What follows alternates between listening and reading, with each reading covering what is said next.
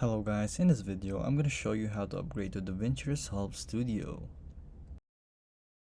How to do this is pretty simple.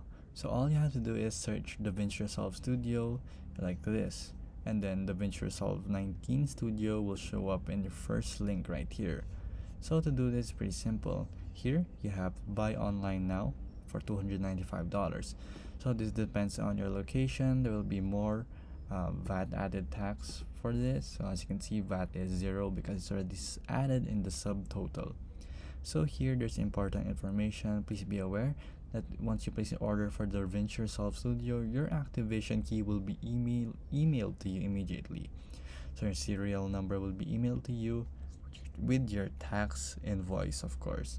So here you can use PayPal checkout, Visa, MasterCard, or Amex. So once you have done this, you just have to install DaVinci Resolve Studio as usual and then enter the given activation key as said right here. So there you go guys. If this was helpful, please hit the like button and don't forget to subscribe.